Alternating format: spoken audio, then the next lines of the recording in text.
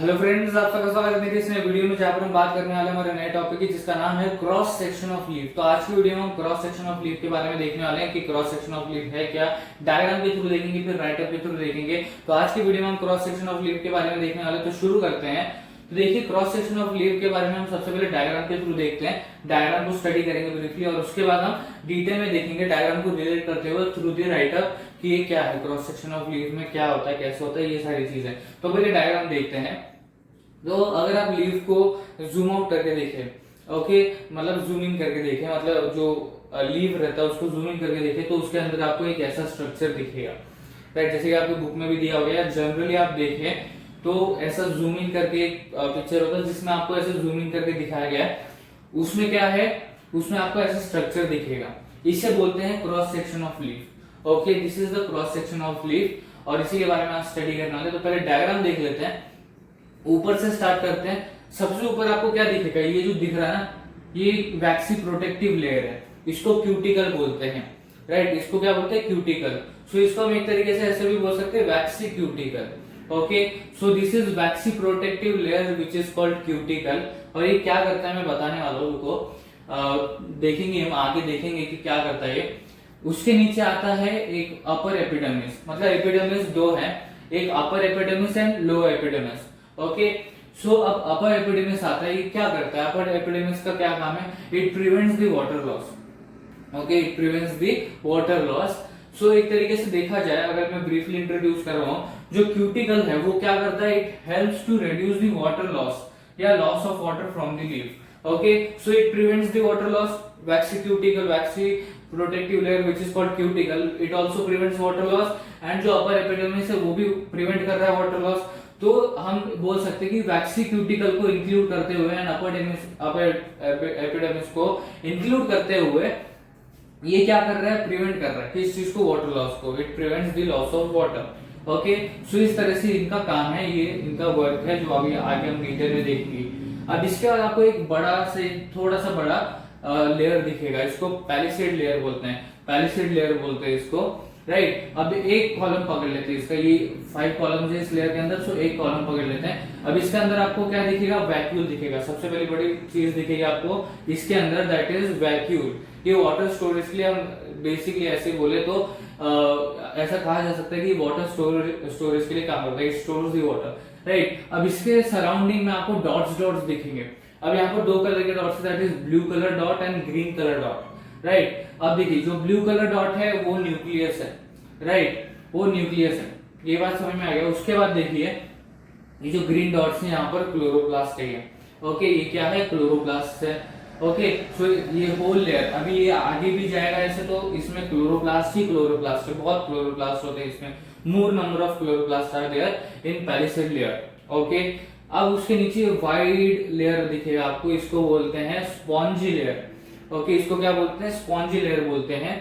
इसमें भी क्लोरोप्लास्ट होते हैं, ये जो ग्रीन ग्रीन दिख रहा है आपको, इसमें भी क्लोरोप्लास्ट हैं, but less number of chloroplast as compare to palisade layer, right. Palisade layer से कंपेयर करें स्पॉन्जी लेयर को, सो जो क्लोरोप्लास्ट का नंबर है वो यहाँ पर ज्यादा है, यहाँ पर कम है। ओके, अब क्लोरोप्लास्ट क्या है, अब क्लोरोप्लास्ट है साइट ऑफ फोटोसिंथेसिस, जैसे यहाँ पर दिया है साइट ऑफ फोटोसिंथेसिस, जिसके अंदर क्लोरोफिल होता है। This helps to for the photosynthesis, this helps for photosynthesis, carrying out the photosynthesis process. Okay, so chloroplast होता है, क्या है वो, it is a site of photosynthesis, मतलब जो भी photosynthesis हो रहा है वो यहाँ से हो रहा है, ऐसा बोल सकते हैं। वो राइट अप में अगर हम देखेंगे तो आपको पता चलेगा कैसे वो साइट ऑफ फोटोसिंथेसिस है, क्योंकि सारी चीजें, वाटर हो या फिर बाकी की चीजें हो, जैसे कि एयर हो गया, कार्बन डाइऑक्साइड हो गया, राइट, सो क्लोरोप्लास्ट में आके रुकती है, मतलब वो इट रीचेस क्लोरोप्लास्ट एंड उसके बाद सारी प्रोसेस होती है। So we can say that ये साइट ऑफ फोटोसिंथेसिस, जिसके अंदर क्लोरोप्लास्ट के अंदर क्या है, chlorophyll, which helps for continuing the photosynthesis process, which helps for carrying out the photosynthesis process. इतना समझ में आया, ये स्पॉन्जी लेयर है। ओके, इसको स्पॉन्जी लेयर बोलते हैं। सो देखिए, जहां पर क्लोरोप्लास्ट कम होगा वहां पर फोटोसिंथेसिस कम होगा, as we know that is जो क्लोरोप्लास्ट है वो साइट ऑफ फोटोसिंथेसिस, मतलब यहाँ से ही फोटोसिंथेसिस होता है, राइट, ऐसे कह सकते हैं हम, राइट। सो जहां पर क्लोरोप्लास्ट कम होगा वहां पर फोटोसिंथेसिस कम होगा, और जहां पर क्लोरोप्लास्ट ज्यादा होगा वहां पर फोटोसिंथेसिस ज्यादा होगा, राइट, मतलब जहां पर कम वहां पर कम, जहां पर ज्यादा वहां पर ज्यादा फोटोसिंथेसिस। ओके, सो यहाँ पर देखिए अभी यहाँ पर जो पैलिसेड लेयर है उसमें आपको क्लोरोप्लास्ट बहुत ज्यादा दिखेंगे। ओके, मतलब जो गिने नहीं जा सकते इतने क्लोरोप्लास्ट दिखेंगे आपको, राइट। सो यहाँ पर क्या है, यहाँ पर ज्यादा फोटोसिंथेसिस होगा। यहाँ पर क्या है, गिने चुने, मतलब ये आठ आठ देखिए, 1 2 3 4 5 6 7 8 क्लोरोप्लास्ट है यहाँ पर। तो ये गिने चुने क्या है, क्लोरोप्लास्ट है। तो यहाँ पर क्या होगा, कम क्लोरोप्लास्ट है तो कम फोटोसिंथेसिस होगा। तो पैलिसेड लेयर में ज्यादा फोटोसिंथेसिस होगा एंड स्पॉन्जी लेयर में कम फोटोसिंथेसिस होगा, ये बताने की कोशिश कर रहा हूं मैं, राइट। अब देखिए यहाँ पर एयर स्पेस ज्यादा दिखेगा आपको, मतलब यहाँ पर कंपैक्टली पैक्ड है। ओके, मतलब यहाँ पर कोई भी स्पेस नहीं है। बट यहाँ पर देखिए, यहाँ पर स्पेस है, यहाँ पर स्पेस है, यहाँ पर इंट्रासेल्यूलर स्पेस है, यहाँ पर स्पेस है। तो इसको क्या बोलेंगे, एयर स्पेस, या आप बोल सकते हो इंट्रासेल्यूलर स्पेस या intercellular space, right. Intercellular space बोल सकते हो आप इसको। तो इंटरसेल्यूलर स्पेस का क्या काम है, जब एयर इसमें से जाएगा, जब वाटर ट्रांसपोर्ट होगा तो वो यहाँ पर आता है, राइट। सो ऑक्सीजन यहाँ पर आया तो यहाँ से फोटोसिंथेसिस के थ्रू ऑक्सीजन चला जाएगा। उसका कार्बन डाइऑक्साइड आया, राइट, कार्बन डाइऑक्साइड स्टोमेटा से आया तो क्या होगा, वो यहाँ पर आएगा, उसके बाद वो मेसोफिल्स में जाएगा। मेसोफिल हम देखेंगे बाद में क्या होता है वो। ओके, सो मेसोफिल में जाएगा, फिर वो क्लोरोप्लास्ट में जाएगा। ओके, सो क्लोरोप्लास्ट में यहाँ से ऐसे जाएगा, राइट। सो इसलिए इंटरसेल्युलर स्पेस क्यों इंपॉर्टेंट है, it is important for gas exchange, gas exchange होना चाहिए and water transport, water transport होना चाहिए, इसलिए, राइट, इसलिए वो इंपॉर्टेंट है। सो राइटअप में जाएंगे तब देखेंगे, right. So intracellular space is important for gas exchange and water transport. अब इसके नीचे स्पॉन्जी लेयर के नीचे आप देखोगे एक और epidermis, that is lower epidermis. अब यहाँ पर क्या आपको, यहाँ पर आपको नहीं दिखाई देगा कुछ ऐसा ब्रेक वगैरह नहीं दिखाएगा, यहाँ पर ब्रेक है, मतलब क्या, ये स्टोमेटा है विद द गार्ड सेल्स। ये जो दो है ये गार्ड सेल्स है और यहाँ पर जो गैप दिख रहा है ये स्टोमेटा है, राइट। सो ये स्टोमेटा है। अब उसके नीचे, अभी ये समझ में आएगा, यहाँ से गैसेस एक्सचेंज वगैरह होगा। सो लोअर एपिडेमिस का आप क्या बोल सकते हो, अपर एपिडेमिस का क्या था, मतलब एक तरीके से क्या था function, to prevent the water loss. Okay, ऐसे ही यहाँ पर क्या होगा, इसके दो फंक्शन आ जाएंगे क्योंकि यहाँ पर स्टोमेटा एंड गार्ड सेल्स भी आ गए। तो यहाँ पर क्या होगा, स्टोमेटा है इसलिए water transport and gases exchange, ये एक हो गया। दूसरा क्या होगा, दूसरा फंक्शन क्या होगा, वही the prevent of water loss. Okay, prevent the water loss, ये दो फंक्शन हो गए लोअर एपिडेमिस के। अब देखिए एक डिफरेंस देखोगे आप कि यहाँ पर ऊपर नहीं, यहाँ पर नीचे है, अपर एपिडेमिस में नहीं है, यहाँ पर नीचे लोअर एपिडेमिस में है क्या, स्टोमेटा। सो ये डाइकोट लीफ स्ट्रक्चर है, यहाँ पर लिखा है देखिए डाइकोट लीफ स्ट्रक्चर। सो अभी आपने पहले भी पढ़ा है, 9th स्टैंडर्ड में पढ़ा और अभी भी सुनते आ रहे हो कि डाइकोट एंड मोनोकोट टर्म जैसा कुछ तो होता है, राइट। सो डाइकोट लीफ जो है उसके अंदर आपको नीचे ज्यादातर दिखेंगे स्टोमेटा, ऊपर नहीं दिखेंगे, मोस्टली ऊपर दिखेंगे ही नहीं आपको स्टोमेटा, होगा तो भी मुश्किल से होगा, बट ऊपर नहीं होता, मोस्टली ऊपर नहीं होता, अपर एपिडेमिस में नहीं होता, लोअर एपिडेमिस में आपको देखने को मिलेगा क्या, स्टोमेटा। और मोनोकॉट लीफ जो होता है, ये डाइकोट लीफ स्ट्रक्चर है। जो मोनोकॉट लीफ स्ट्रक्चर होता है उसमें जो क्रॉस सेक्शन ऑफ लीफ देखोगे आप, मोनोकॉट का जो लीफ है उसका क्रॉस सेक्शन देखोगे तो वहां पर आपको ऊपर भी दिखेगा स्टोमेटल पोर दिखेगा, मतलब वहां पर भी स्टोमेटा होगा और यहाँ पर भी नीचे भी स्टोमेटा होगा, मतलब अपर एपिडेमिस में भी स्टोमेटा एंड लोअर एपिडेमिस में भी स्टोमेटा, राइट। ये बात समझ में आई। सो इस तरह से एक बेसिक सा डिफरेंस है between the cross section of dicot leaf and cross section of monocot leaf. Okay, so ये कौन सा देख रहे हैं हम, क्रॉस सेक्शन किस चीज का देख रहे हैं, डाइकोट लीफ का स्ट्रक्चर देख रहे हैं हम, cross section of dicot leaf देख रहे हैं, राइट। सो ये था, ये सब स्टोमेटा तक पहुंच गए। Again there will be a waxy protective layer which is cuticle, right. Again there will be a waxy protective layer, thin waxy protective layer इसके नीचे, लोअर एपिडेमिस के नीचे। अब देखिए यहाँ पर एक बड़ा सा ऐसे ब्रैकेट दिया, उसके बाद वो फोटोसिंथेटिक टिश्यू जिसको हम मेसोफिल बोलते हैं। सो यहाँ से लेकर यहाँ तक, राइट, ये पैलिसिड लेयर प्लस स्पॉन्जी लेयर को लेकर इन दोनों को इंक्लूड करके एक फोटोसिंथेटिक टिश्यू बनता है, राइट। एक फोटोसिंथेटिक सेल्स होते हैं इसके अंदर जिसको हम मेसोफिल सेल्स बोलते हैं, राइट। ये पूरा समझ में आ गया, डायग्राम हमने स्टडी कर लिया। अब राइटअप के थ्रू डायग्राम को रिलेट करते हैं, राइट। सो देखिए जो मिडल लेयर है इन द लीफ, मतलब ये जो मिडल लेयर है जिसमें पैलिसेड एंड स्पॉन्जी लेयर आता है, पैलिसिड एंड स्पॉन्जी लेयर आता है वो कंटेन करता है फोटोसिंथेटिक सेल्स जिसको हम मेसोफिल सेल्स बोलते हैं। देखिए ये जो पूरा यहाँ पर आ रहा है ना ये इतना, तो इसके अंदर क्या था फोटोसिंथेटिक सेल्स होते हैं जिसको हम मेसोफिल सेल्स बोलते हैं, राइट। अब ये क्या करते हैं, इनमें क्या होता है, क्लोरोफिल होता है। Okay, the cell contains more chlorophyll than other plant cells. अब प्लांट्स में सिर्फ मेसोफिल सेल थोड़ी ना होगा, बाकी के सेल्स भी होंगे। तो as compare to other plant cells there is more chlorophyll in this cells. Mesophyll cells में ज्यादा कंटेन होता है क्लोरोफिल का, राइट। सो इस तरह से मेसोफिल सेल है जो यहाँ से यहाँ तक इसके अंदर पैलिसेड एंड स्पॉन्जी लेयर के बीच में होता है, राइट। फर्स्ट पॉइंट समझ में आया, there is a middle layer in leaf. Okay, middle layer मतलब ये जो पूरा लेयर है ना पैलिसेड एंड स्पॉन्जी लेयर को पकड़ते हुए, इंक्लूड करते हुए, it contains photosynthetic cells. Photosynthetic cell मतलब जिससे फोटोसिंथेसिस हो सकता है, ऐसा हम कह सकते हैं कि फोटोसिंथेटिक सेल्स हैं जिससे फोटोसिंथेसिस हो सकता है। It is called mesophyll cells. इनको मेसोफिल सेल बोल सकते हैं, या जो सेल्स को कंबाइन करके फोटोसिंथेटिक टिश्यू बनता है जिसको मेसोफिल बोलते हैं, right. So there is a middle layer in leaf which includes palisade layer and spongy layer which contains photosynthetic cells called mesophyll cells. Okay, अब ये सेल्स के अंदर क्या होता है, फिर ये जो सेल्स होते हैं ये बहुत ज्यादा क्लोरोफिल कंटेन करते हैं। इनका कंटेंट जो होता है क्लोरोफिल का वो बहुत ज्यादा होता है as compare to other plant cells. Okay, जो बाकी के प्लांट सेल्स हैं, अब ऐसा तो नहीं होगा ना कि जो प्लांट सेल्स हैं मतलब जो मेसोफिल है सिर्फ ये एक सेल है, बाकी के भी सेल्स होंगे प्लांट्स में, तो उसके कंपैरिजन में in that comparison of those plant cells there is more chlorophyll content in the mesophyll cells. Okay, so अब देखते हैं कि typical mesophyll cell and typical photosynthetic cells में क्या होता है।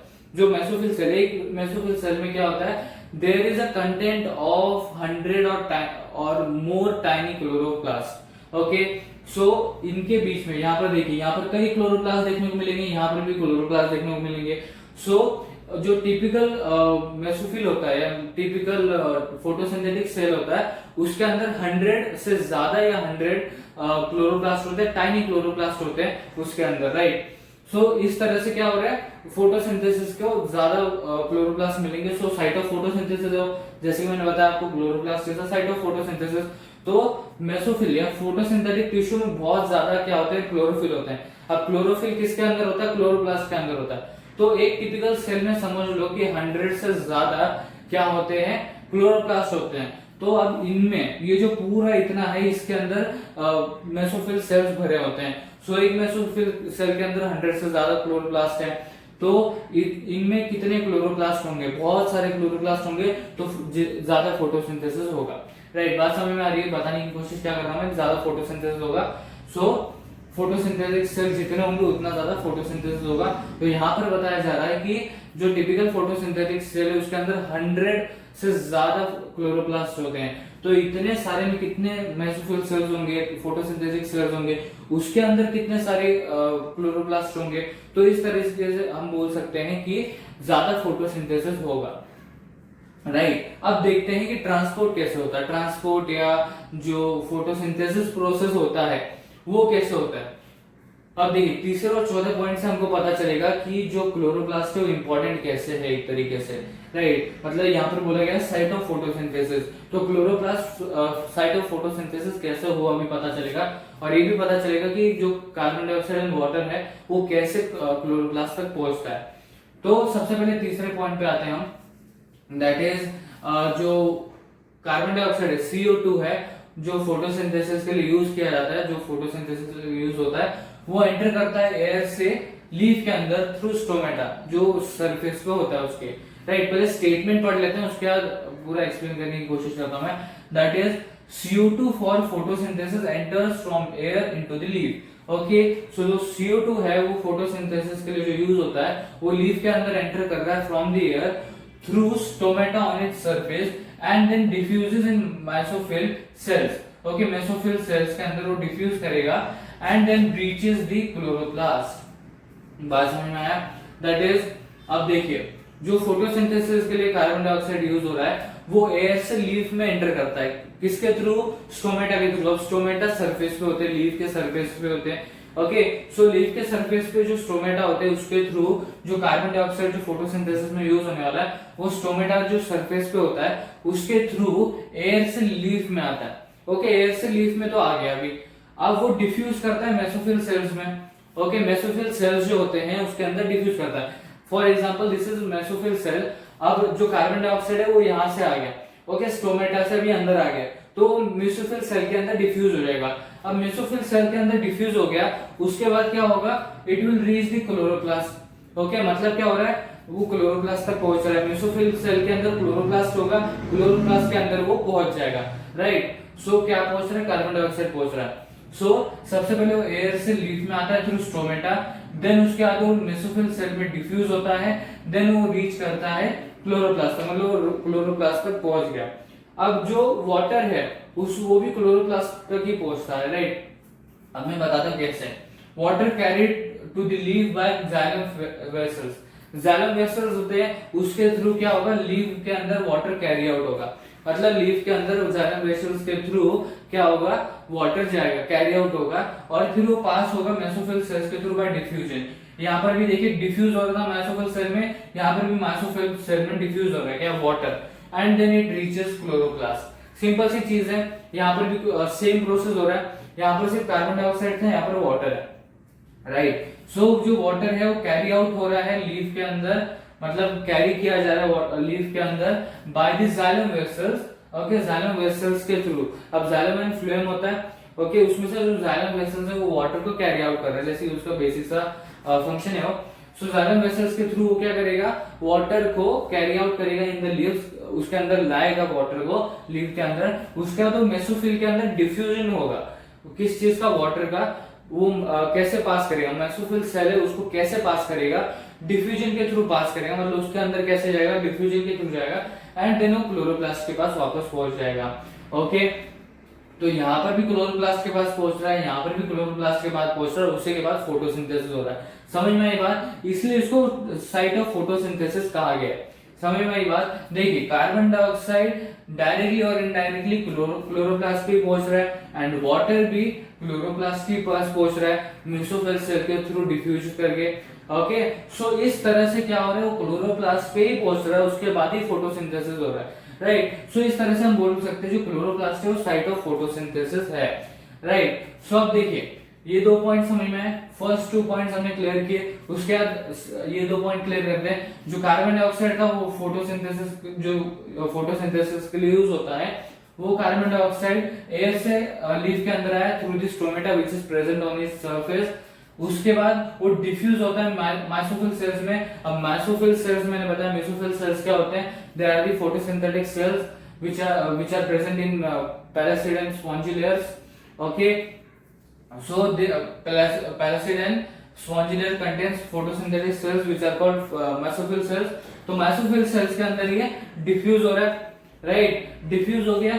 डिफ्यूज होने के बाद वो क्या कर रहा है, क्लोरोप्लास्ट तक पहुंच रहा है, मतलब मेसोफिल सेल्स के अंदर डिफ्यूजन होने के बाद ही वो क्लोरोप्लास्ट तक पहुंचेगा, चाहे वो वाटर हो या कार्बन डाइऑक्साइड हो। ओके, वाटर की तरफ आते हैं। वाटर क्या होगा, it will be carried out to the leaf by the xylem vessels. अब वो अंदर आ गया, लीफ के अंदर आ गया वाटर जाइलम वेसल्स के थ्रू, तो उसके बाद क्या होगा, मेसोफिल सेल्स जो है वो डिफ्यूजन करेंगे, वहां पर वाटर के साथ डिफ्यूजन करेंगे, जिससे वो मेसोफिल सेल्स को पार कर सके, पास कर सके। सो वो मेसोफिल सेल्स में पहुंच गया, उसके बाद वो क्लोरोप्लास्ट में जाएगा।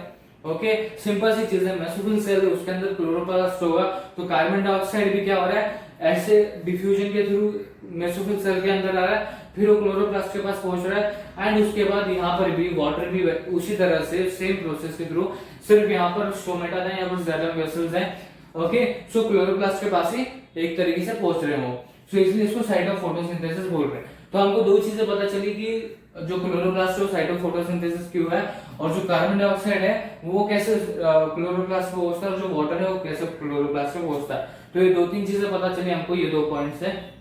अब अगला पॉइंट क्या है, there is a thin waxy protective layer. अब हम क्यूटिकल की बात करने वाले हैं, waxy cuticle, waxy protective layer जो है क्यूटिकल, उसके बारे में बात करने वाले हैं। सो क्यूटिकल क्या है, अभी cuticle it is a thin, मतलब थिन लेयर है, वो बहुत ही थिन लेयर है जो लीफ कवर बनाती है। ऐसे हम बोल सकते हैं कि जो लीफ कवर बनाती है, टॉप एंड लोअर जो लीफ कवर बनाती है, ओके, इस तरह से हम बोल सकते हैं, right. So there is a thin, it is a very thin, मतलब अभी यहाँ से दो चीजें पता चलती है, राइट। पहली चीज तो जो लेयर है वो बहुत ही थिन है, और दूसरी चीज it is a protective layer, और तीसरी चीज वो वैक्सी है। ओके, वो वैक्सी लेयर है। तीन चीजें पता चली हमको कि ये जो लेयर है जो सबसे ऊपर आती है अपर एपिडर्मिस के नीचे, मतलब अपर एपिडर्मिस के ऊपर और लोअर एपिडर्मिस के नीचे, तो ये जो लेयर है ये बहुत ही थिन है, ये वैक्सी लेयर है और ये प्रोटेक्टिव लेयर है। ये तीन चीजें पता चली। तो this is a thin waxy protective layer, okay, which is called cuticle. Okay, cuticle हो गई। उसके बाद ये above and below the leaf होता है, मतलब ऊपर भी देखने को मिलेगा, नीचे भी देखने को मिलेगा, राइट। यहाँ पर कंटिन्यूअस है, सिर्फ यहाँ पर ब्रेक डाउन होगा उस लेयर का, because there is a stomata. Okay, so this is the basic difference कि ऊपर कंटिन्यूअस देखने को मिल रहा है आपको, देखिए बीच में ब्रेक हो ही नहीं रहा, कहीं भी ब्रेक नहीं हो रहा, बट यहाँ पर आपको ब्रेक होते हुए दिखेगा, मतलब यहाँ पर स्टोमेटा इसलिए वो ब्रेक हो रहा है। यहाँ पर देखिए, यहाँ पर ज्वाइंट नहीं है बिल्कुल भी, उस लेयर को ज्वाइंट नहीं है। सो यहाँ पर एक तरीके से एक डिफरेंस, स्मॉल डिफरेंस, बेसिक सा डिफरेंस यहाँ पर बताया मैंने आपको। तो अभी करता क्या है ये लेयर, करता क्या है ये जो लेयर है क्यूटिकल लेयर, वैक्सी क्यूटिकल जो है, ये करता क्या है, it helps to reduce loss of water from the leaf. मतलब क्या, जो लीफ से लॉस ऑफ वाटर हो सकता है, वाटर लॉस जो हो सकता है उसको रिड्यूस कर देता है, उस चांसेस को रिड्यूस कर देता है। मतलब there is a chance of water loss. Okay, यहाँ से वाटर लॉस हो सकता है, यहाँ से वाटर लॉस हो सकता है, so it reduces the chance of water loss. एक तरीके से हम ऐसा बोल सकते हैं कि it helps to reduce the loss of water from the leaf. Basic सा है, बहुत ही सिंपल सा डेफिनेशन, आपको जल्दी से समझ में आना चाहिए। That is it is a thin waxy protective layer. वो बहुत ही थिन वैक्सी प्रोटेक्टिव लेयर है। Okay, it is a protective layer. वो प्रोटेक्टिव लेयर कैसे है, because it reduces the loss of water, it protects from the loss of water. Okay, so इस तरह से प्रोटेक्टिव लेयर है which helps to reduce the loss of water from the leaf. अब last point हमारा intercellular space के बारे में बात करने वाले हैं हम। क्यूटिकल लेयर के बारे में पता चल गया, सारे फंक्शंस के बारे में बात की हमने कि क्या फंक्शन है, किस चीज के क्या फंक्शन है, राइट। अब जो लास्ट है इंटरसेल्युलर स्पेस का क्या फंक्शन है। अब यहाँ पर इंटरसेल्युलर स्पेस देखने को मिल रहा है, यहाँ पर इंटरसेल्युलर स्पेस देखने को मिल रहा है, यहाँ पर इंटरसेल्युलर स्पेस है, यहाँ पर बहुत सारा है, राइट। सो जो सपाट यहाँ पर स्पेस है, यहाँ पर स्पेस है, यहाँ पर स्पेस है, यहाँ पर स्पेस है, यहाँ पर भी आपको स्पेस देखने को मिल रहा है। तो ये इंटरसेल्युलर स्पेस जो है उसका काम है क्या भाई। सो इसका काम है gases exchange and water transport. Okay, so intracellular space या intercellular space is important for gas exchange या gases exchange and water transport। मतलब gases यहाँ पर आएंगी, यहाँ से gases exchange होंगे, water का भी यहाँ से transport होगा, right, water transport भी यहाँ से होगा intracellular space से। Okay, so इस तरह से ये सारा रीडअप था, okay, राइटअप था। So अभी इसको रिलेट करते हुए डायग्राम से देखते हैं हम, डायग्राम को देखते हैं। तो वैक्सी क्यूटिकल लेयर है, it is a protective layer, it is a waxy layer and it is a thin layer। okay, तो इसका फंक्शन क्या है, वैक्सी लेयर का फंक्शन क्या है, it helps to reduce the water, it helps to reduce the chance of loss of water। okay, उसके आ जाता है अपर एपिडर्मिस। तो एक तरीके से अभी हम क्या कर रहे हैं, एक बार रिवाइज कर ले रहे हैं, राइट। सो देखिए अपर एपिडर्मिस का क्या है, it prevents from the water loss. Okay, so ये दोनों एक तरीके से क्या कर रहे हैं, it is they are preventing the water loss. Okay, क्योंकि यहाँ पर लिखा है दैट इज क्यूटिकल जो है वो रिड्यूस करता है chances of water loss, means it is preventing the loss of water, and जो अपर एपिडर्मिस है वो भी प्रिवेंट कर रहा है वाटर लॉस को, राइट। ये बात समझ में आई। उसके बाद ये आता है, अब पैलिसेड लेयर हो या स्पॉन्जी लेयर हो, इनका काम क्या है, फोटोसिंथेसिस का काम है, ऐसा हम बोल सकते हैं, क्योंकि इनमें बहुत सारे क्लोरोफिल के साथ, जो क्लोरोफिल इसके अंदर होता है, क्लोरोप्लास्ट के अंदर। सो क्लोरोप्लास्ट क्या है, इनके अंदर बहुत सारा क्लोरोप्लास्ट है। सो एक तरीके से बोल सकते हैं इनका क्या फंक्शन है, देयर फंक्शन इज फोटोसिंथेसिस। एक तरीके से हम ऐसा बोल सकते हैं। सो अब पैलिसेड लेयर के ऊपर आते हैं। अब एक पैलिसेड सेल की तरफ आते हैं। इसमें आपको वैक्यूल देखने मिलेगा, मैंने आपको बताया वैक्यूल का क्या फंक्शन है। उसका न्यूक्लियस देखने को मिलेगा, और यहाँ पर कई सारे आपको क्या देखने को मिलेंगे, यहाँ पर आपको कई सारे क्लोरोप्लास्ट देखने को मिलेंगे। फिर स्पॉन्जी लेयर में क्लोरोप्लास्ट नहीं देखने को मिलेंगे आपको, गिने चुने क्लोरोप्लास्ट होंगे।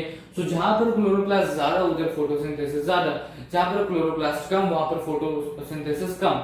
ओके, सो स्पॉन्जी लेयर में फोटोसिंथेसिस कम होगा और पैलिसेड लेयर में फोटोसिंथेसिस ज्यादा होगा।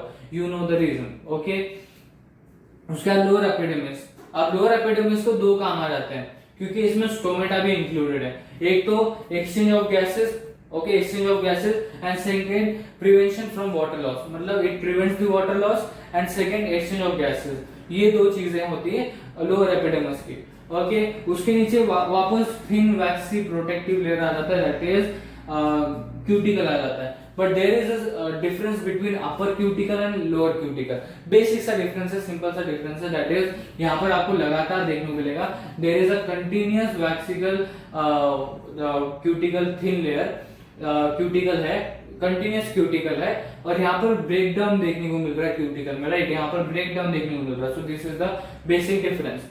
अब देखिए जो मिडल लेयर है, जो मिडल लेयर है लीफ में, including palisade layer and spongy layer, including palisade layer and spongy layer, okay, इसको मेसोफिल सेल्स बोलते हैं। सारे सेल्स को मिला के आप बोल सकते हैं फोटोसिंथेटिक टिश्यू बनता है जिसको हम मेसोफिल बोलते हैं। ये बात समझ में आ गया।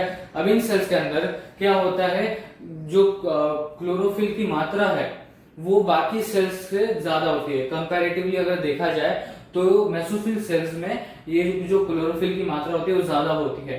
मतलब प्लांट सेल्स में जो बाकी के सेल्स हैं, अब ये बाकी के सेल्स हैं और ये मेसोफिल सेल्स हैं। ओके, सो कंपैरेटिवली देखा जाए तो इनमें कम क्लोरोफिल होगा, इसमें ज्यादा क्लोरोफिल है। Okay, so the cell contains more chlorophyll than other plant cells.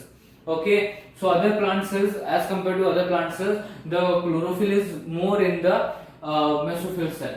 Okay, अब typical mesophyll cell में क्लोरोफिल की मात्रा बहुत ज्यादा होती है, 100 से ज्यादा होती है। ओके, टिपिकल फोटोसिंथेटिक सेल या टिपिकल मेसोफिल सेल कंटेन्स 100 और more tiny chloroplast in it. मतलब इसमें एक मेसोफिल सेल है, समझ लो पैलिसेड लेयर में एक मेसोफिल है यहाँ पर। अब ये जो यहाँ पर कंटिन्यू होता जाएगा, सो इसके अंदर कितने सारे मेसोफिल होंगे, ओके, मेसोफिल सेल्स कितने होंगे, तो कितने सारे क्लोरोप्लास्ट होंगे, वैसे ही इस लेयर में हो गया। सो इस तरह से फोटोसिंथेसिस होगा। ओके, इस तरह से फोटोसिंथेसिस की मात्रा ज्यादा होगी। अब जो कार्बन डाइऑक्साइड है जो फोटोसिंथेसिस के लिए यूज होता है वो एयर से एंटर करता है लीफ में थ्रू स्टोमेटा, यहाँ से एंटर करेगा, okay, through this stomata which is there on its surface. उसके बाद वो डिफ्यूज करेगा मेसोफिल सेल में। मेसोफिल सेल जैसे कि मैंने बताया, there it is a mesophyll cell, very tiny cell, okay, in the palisade layer, then spongy layer. Okay, so mesophyll cell के अंदर डिफ्यूज करेगा वो, ओके, उसके बाद वो रीच करेगा क्लोरोप्लास्ट के अंदर। देन वाटर का भी सेम है, सिर्फ डिफरेंस इतना, ये स्टोमेटा ये जाइलम सेल है।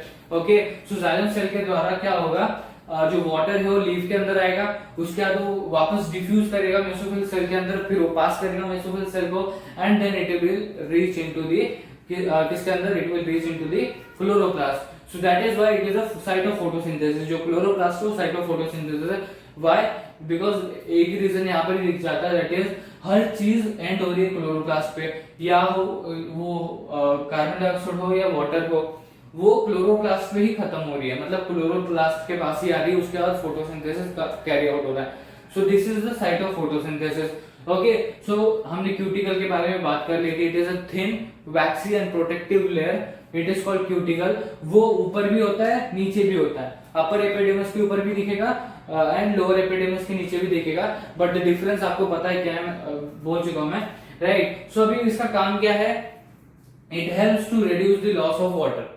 ओके, सो मतलब अब अगर स्टोमेटा ओपन रह गया, okay, so loss of water होने की बहुत संभावना है। So it prevents the loss of water. Okay, it reduces the chances of loss of water from the leaf. Okay, मतलब चांस होगा वाटर लॉस होने का फ्रॉम द लीफ। सो वो जो वाटर लॉस होगा लीफ से, उसके चांसेस वो कम कर देता है। कौन? क्यूटिकल। ओके, ये बात समझ में आया। क्यूटिकल का फंक्शन क्या है, एक बार स्टेटमेंट से को पढ़ के मैं समझा ही देता हूं, मतलब समझ में आ जाएगा आपको। It is a thin waxy and protective layer which is called cuticle. It is present above and below of the leaf. Okay, it helps to reduce the loss of water from the leaf. समझ में आ गया? उसके बाद हमारा last point that is there is intercellular space in the cells, right. So यहाँ पर देखो, यहाँ पर आपको इंटरसेल्युलर स्पेस बिल्कुल भी देखने को नहीं मिलेगा, ये जो पेलिसेड लेयर है यहाँ पर देखने को नहीं मिलेगा, बट स्पॉन्जी लेयर में देखने को मिलेगा, राइट। सो इस इंटरसेल्युलर स्पेस का क्या काम है? Intercellular space is important for gas exchange and water loss. तो इंटरसेल्युलर स्पेस दो चीज के लिए इंपॉर्टेंट है, दैट इज गैस एक्सचेंज के लिए इंपॉर्टेंट है एंड वाटर ट्रांसपोर्ट के लिए इंपॉर्टेंट है। तो इस तरह से हमारा cross section of leaf cover होता है, जिसमें हमने डायग्राम के थ्रू देखा, दैट इज क्यूटिकल लेयर। अब इसमें कितने सारी चीजें हम काउंट करके देखते हैं, राइट। सो आपको इस तरह से आपको याद करने में हेल्प हो जाएगा। किस तरह से आपको ये याद करने में हेल्प होगा, आप काउंट कीजिए। क्यूटिकल लेयर हो गया, पैलिसेड लेयर हो गया, देन स्पॉन्जी लेयर हो गया, देन उसके बाद वापस लोअर एपिडर्मिस हो गया। तो ऐसे काउंट करके अगर आप याद रखेंगे और उसका ऑर्डर याद रखेंगे तो आप easily cross section of leaf बना सकते हो। तो अभी काउंट करते हैं, ये जो जितना भी लिखा है वो भी काउंट करते हैं और कितने सारे पार्ट्स हैं क्रॉस सेक्शन ऑफ लीफ में वो भी देखते हैं। सबसे पहले अपर क्यूटिकल एंड लोअर क्यूटिकल, ये दो चीजें हो गई। उसके बाद अपर एपिडर्मिस एंड लोअर एपिडर्मिस, ये चार चीजें, ओके, चार चीजें हो गई। पांचवी चीज पैलिसेड लेयर, देन छठी चीज स्पॉन्जी लेयर, ओके। सो ये 6 चीज है इसके अंदर।